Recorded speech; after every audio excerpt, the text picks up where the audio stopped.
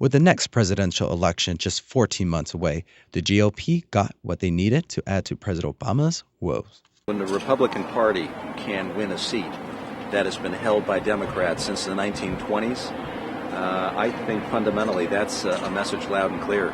Last night, voters in the boroughs in New York City and in northern Nevada elected Republicans to represent them in the House. In Nevada's 2nd District, Mark Amadei defeated Democratic candidate Kate Marshall to replace now Senator Dean Heller. In New York's 9th District, Bob Turner defeated Democratic Assemblyman David Werpen to replace Representative Anthony Weiner. This is an historic race. We've been asked by the people of this district to send a message to Washington, and I hope they hear it loud and clear. USC political science professor Dan Schnur says Democrats are saying something. For the Democratic candidate to lose it, and by a pretty significant margin to the Republican, shows that even in Democratic strongholds, voters are very unhappy.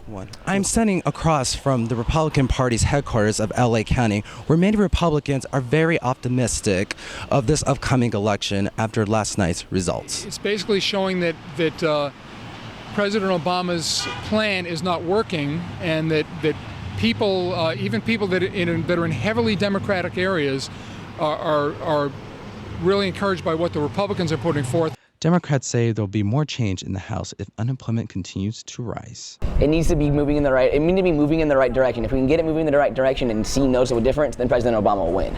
If things continue as they have with very slow growth or no growth, then it'll be tough, and you might see things like the Republicans winning tighter districts. Schnur says there's a challenge ahead for Obama's 2012 campaign.